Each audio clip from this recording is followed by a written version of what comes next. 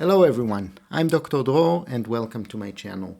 Today we are going to talk about the hash function, specifically the built-in hash function in Python, and we're going to look into a few funny things that happened to me while working with this function, probably in a way that it wasn't supposed to be used, because it's supposed to be used for hash tables and dictionaries and so on. And it's intended to be efficient for that end. So the underlying implementation has some funny things.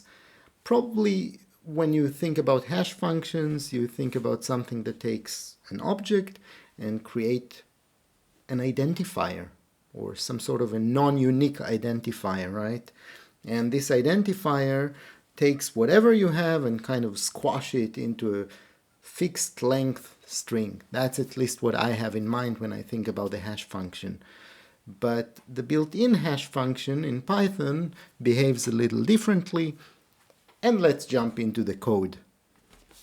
So with the hash function, yes, you can hash stuff and it works, and you get this integer, but it's not necessarily fixed length.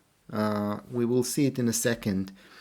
We also, as I mentioned before, the hash function in the built-in hash function in Python is designed mostly for efficiency, so it can support dictionaries and hash tables and so on. Therefore, it has this funny behavior that whenever we rerun our kernel or our program, in this case, in what I have here in the notebook, it's a kernel, but in general it's a program. So note, we have the hash function of the hello hash here. It's a number. If I restart the kernel and rerun it, I get a different hash. If I rerun it now within the same run of the kernel, then it's fixed.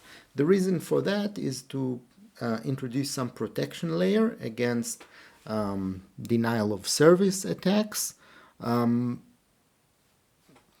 Be careful about that. So you can't use the value, you can't persist the value that you get from a hash and expect to use it again later to identify an object. Careful. Otherwise, for efficiency, for integers, we have that as long as the number, actually it's not only integers, as long as a number, two numbers are the same, they have, from a kind of mathematical perspective, they have the same hash. So here we have the integer 1 and the float 1, and their hash is 1. So that's an example where we see that it's not fixed length, the hash, and that's nice. And you may say, okay, maybe the hash of integers is just the integer, and for 29 you're right, and for this one you're also right, and for this one you're still right. And what about negatives maybe? It still works.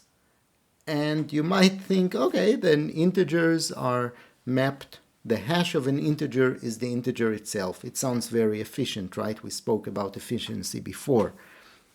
Can you guess what's going to happen if I run the following loop? So I ask for the hash of -5 of this range, and let's have a look. I'll give you a second. Do you see the funny thing here? Let's review the list. So hash of -5 is -5, -4, the hash of it is -4, -3, -2, -2. So the hash of -1 is -2. The reason for that, if you dig a little bit into the underlying C code, is that the implementation is in C, and in C functions don't have, they need to report somehow with a special value if there was a problem, and this is what happens here. So -1 is reserved, the value of -1 is reserved to be the error return value of the underlying C implementation. That's why if you ask for the hash of -1, you get -2. It's not a problem per se. I mean, in hashes we have collisions, so that's fine. But still, it's a bit funny that it happens so early. And you might ask yourself, well, how far can it go? So how many zeros do I have to get here and the hash will still be the same? Because at the end we said it doesn't have a fixed length, but it probably is expected to have a maximal length, right? And indeed, if we look into this here, then you see that for 2 to the power of 61 minus 3, we have that it's the same value, the hash, it's the value itself, and then the next value, 2 to the power of 61 minus 2 is still the same, but if we get to 2 to the power of 61 minus 1, we kind of reset and we get back to 0. So this is the kind of the iterative loop, or whatever you want to call it. So you can have arbitrarily large integers, but they will always be, it's kind of a modulo calculation. So that's one thing I wanted to show you. The other thing is hashing and Pydantic. So let's import Pydantic here, and we have this very basic class foo with bar and baz, string and integers. They are both immutable data types, so they're supposed to be hashed. And if we try to hash an instance of this, we get an error. So the type foo that we constructed here is not hashable. We can bypass this by adding this configuration here and indicating, it might remind you of something we had in the past with data classes. So if we use this frozen key, then we can hash the object that we get here. And then you may ask yourself, okay, let's try to trick this. So I'm going to define this class where foo is a string and baz is a list of integers. List of integers is something that's not supposed to be hashable because a list is mutable, right? But let's still say that it's frozen, so that passes and this works. And let's try first to initiate something here, so this works as well, nothing happens.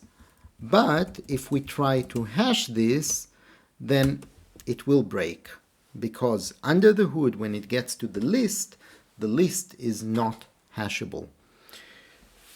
So that's what I wanted to show you in this video. A few things I came up with and encountered while working on certain projects.